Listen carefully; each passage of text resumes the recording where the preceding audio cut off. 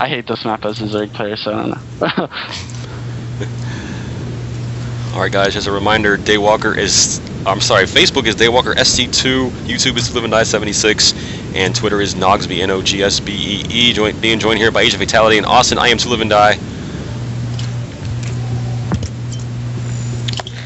And while waiting for the game to load, I just finally signed up for RDGOgna. I've been meaning to get an account, but what? Yeah, I know. I've never needed to actually be a caster. Yeah, that's true. That is true. Right, so now you can play in the Daywalkers, and we can cast you. Awesome. Well, welcome. I'll make a little cameo appearance or something like that. Well, don't expect too much. Welcome to Zeke.com. Alright, I'll get into the introduction of our players. At the bottom right of Entombed Valley, we have our blue Protoss. He's down 1-0 right now in this best of 3. It is James. And in the top left of Entombed Valley, our red Terran. He just won game 1 with his spectacular one-base play. His name is RDGOgna. So, we've seen a lot out of Ogna so far. We've seen him hold pressure. We've seen him macro. We've seen him put on pressure. I don't know what to expect in this game. He's done it all, like you said. It's definitely possible he can put on some two-base aggression here on Entombed Valley. The map tends to favor it with the positioning of the natural. Even the third base with those destructible rocks. If you're a Protoss, you can just completely wall off the third base ramp there. So take a look at the APM for me, please. Ooh, wow. James opting to smash his face into the keyboard and roll around in it, and that's how he has that high of APM. No. I would have to clone myself 3 times over to be able to reach that level of APM, and I'd have to have 3 me's at the computer just on different parts of the keyboard to do that. Especially in the early game, you know, they're just pressing random buttons, smash. What does enter do? What does enter do? And then your other me's are just whoa, what the hell are you doing? This is Stark. I just think it proves to you that at the highest level of play, APM means diddly squat. You know? Yeah. I think there's also EPM you can see, which calculates their actual commands instead of clicks. So if we go to that, it's 77 to 106. Not too high right now because, there are not too many commands you can send right now at this point in the game. And APM also means diddly squat and hot because it said I had 400 APM and no way. There's absolutely no way. Ogna went for the gas before Rax, and he's getting his factory down, along with a reactor. I'm thinking a drop play. Hellion drop? Yeah, or some sort of a 1-1-1 opener. We saw him go for 1-1-1 Hellion Banshee, which you see very commonly in TVC. He decided to do it in TVP, and it worked. It actually won the game, him doing that alone. Proxy pylon already?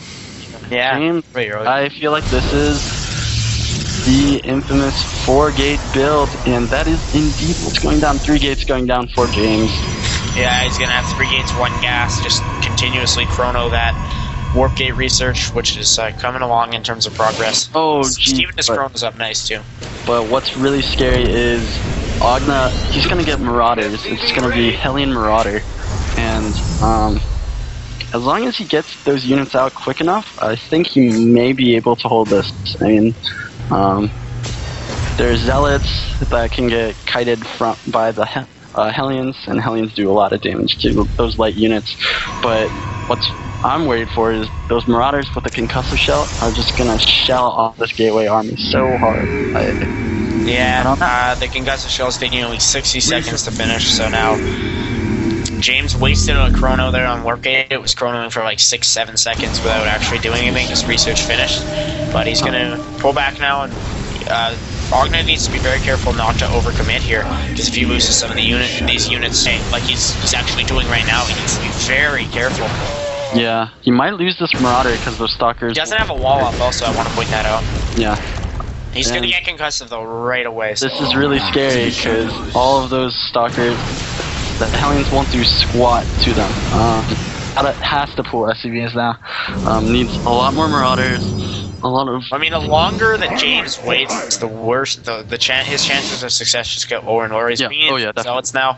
He's chronoing his gates back at home. He's only chronoing 1 because he doesn't have any more energy. But if he can keep his chronos up, he could have a decent shot at this. Get a kill off that SCV, making the mucker.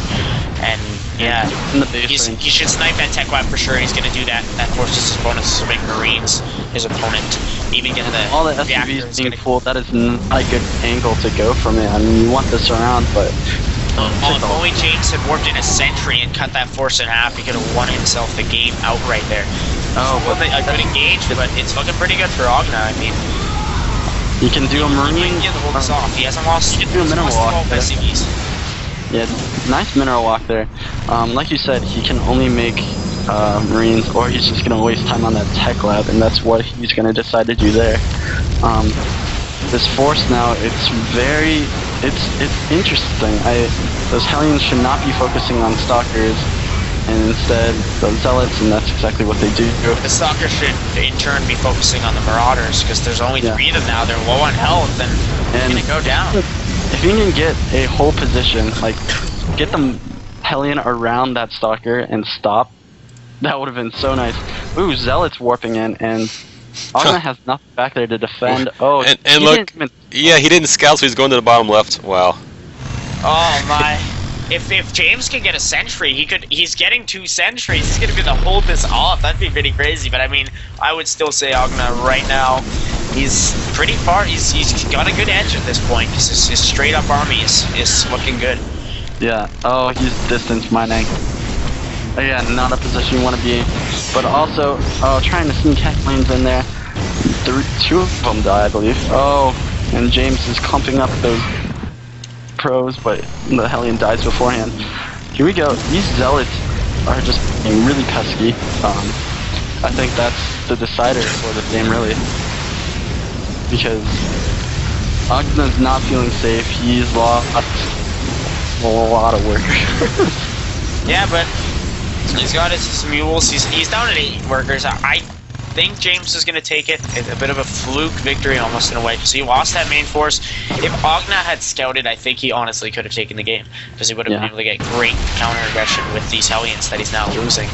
Yeah, and now with sentries in the mix, I mean, one good force field pretty much ends this game. As long those 3 Marauders will not be enough, especially without a bunker up.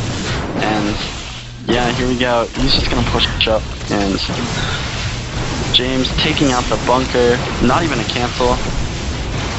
I mean, Ogna is doing his best to try and kite and do as much damage to this army, and it's not looking good for him. Losing the tech lab again.